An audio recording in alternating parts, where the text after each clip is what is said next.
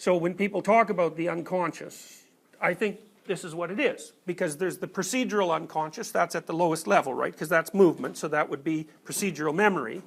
And then the hierarchies above that are representational, most of them, or they're what Luria called kinetic melodies, which would be habitual patterns of behavior that you've mastered strung together in a novel way, but then above that, that starts to become representational. And so I think, for example, when you're digging to the bottom of things, when you're having a conversation and the unconscious opens up in the conversation, which almost always happens if you're having a dispute with someone, right? You say, what do you really mean?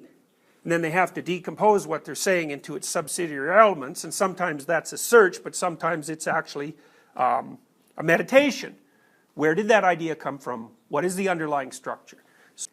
We were talking about play last time, and we talked about the fact that even animals have rules for play, and that's evidence that there are modes of interaction between animals in a social environment that are acceptable to both animals, such that they will voluntarily continue, and such that they aren't.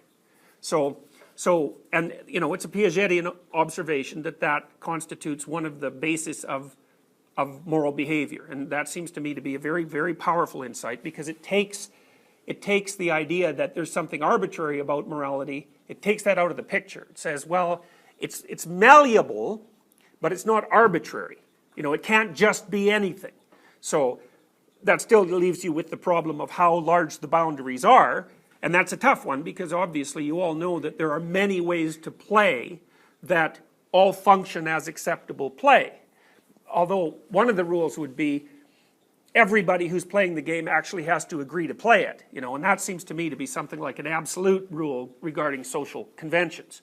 So again, it's a process rule rather than a content rule to some degree, but that's okay, that's still important.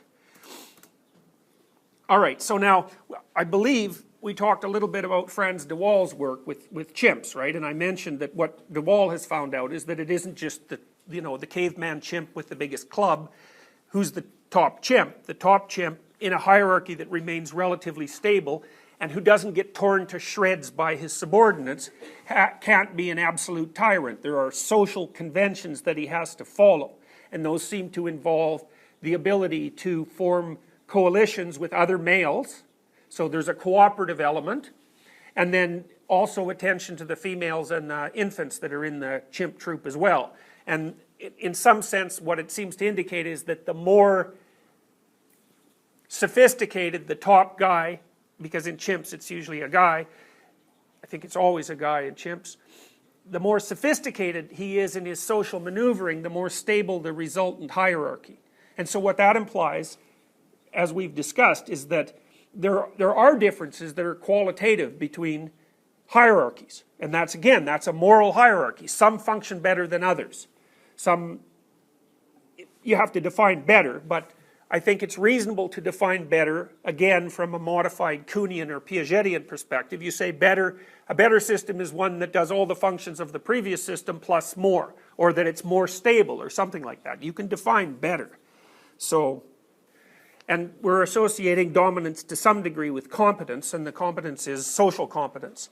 And so you can think that there's a pattern that constitutes acceptable dominance. I think you could think about that as authority. You know, I mean, people, especially rather simple-minded social critics, like to think that dominance hierarchies are only based on power, right? But that's, except in the most brutal of societies, that's just not the case, because there's power, but there's also competence, and lots of hierarchies in a functional society are predicated on competence. And so what's at the top isn't dominance precisely, it's authority. And authority is a better way of thinking about it. So then the question might be, well, how is authority represented? And then also, what is it? And so imagine that for a chimp, or maybe for, no, we'll go with chimp, because we don't know how long ago it was in history when people started to abstract out these things. You know, if you think of a word like chief, as soon as there's a word like that, chief is or tribal leader, or whatever the term might be, the fact that that term exists indicates that there's a category for authority, right? And what that means is that as soon as you have a category for authority, you can detach the idea of authority from the authority holder, and you can start to think about authority itself, right? In a troop, like in a chimp troop, there's no authority independent of the thing that's at the top. It's completely embodied. Even though you might be able to say, if you were an anthropological observer, you might be able to say, well, there's some common, here's a chimp troop here, and there's a chimp troop here, and another one here, and you could say, well, there's some commonality in behavior across all of the chimps that are at the top. But the chimps don't know that. It's just a natural fact at that point. But as soon as you can make the category, or the category leader, or something like that, then what you're starting to do is to conceptualize the principles that make authority authority.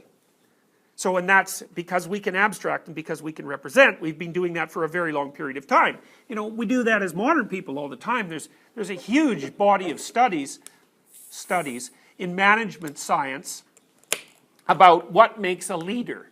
Now, it turns out that it's very, very difficult to go into that literature and extract out anything of any generality. You know, I mean, my sense was in reviewing that literature that one of the things you can say about a leader is that a leader knows where he's going.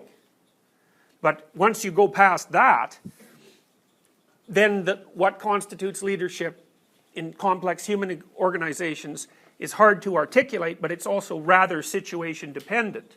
You know, and I would also say there's different ways of being a leader that are dependent on temperament that maybe all be functional. So trying to categorize that is quite difficult, but people still have been trying to do that for a very long time, and they've gone a very long way. So here's a symbolic transmutation in some sense. So at the left, top left there, you've got people playing football, and then in the middle there you've got an abstract representation of a game. So computer games are quite interesting because they've taken the whole abstraction process one step further, right? They're representations of representations of representations, and you can play with them, and they're simulations. So then the ones on the far right, the bottom one, you see there's a guy standing down there and he's gazing up at God in heaven with this cross, right? And to me that's essentially a dominance relationship, is that, think about it in many ways. So first of all, you're looking up to see the source of authority, so there's the idea that authority is above you somehow. I would say that that representation is an attempt to capture in image what authority constitutes. Now, when people were capturing this in image, like they are in that particular drawing, it isn't that they were trying to put into images something they understood in an articulated way. It's exactly the opposite, is that the phenomena itself of authority as a concept emerged on the basis of the processes we've been describing, which means it emerged from the bottom up as increasingly complex social animals organized themselves into increasingly complex and large social hierarchies. There was an emergence of morality as a consequence of that organization, and then there was an observation of it. You might think, well, what form would that observation take? And it's a Jungian hypothesis, and I think it's a very good one, that part of what the artistic endeavor does is transmute what's not understood yet into image and drama. And that's the source of its further articulation up into statable rules. So first of all, the bottom picture there indicates that a human being can be struck by the concept of authority per se.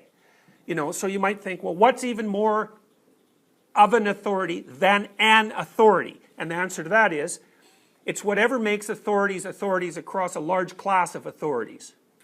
And you might say, well, what is that?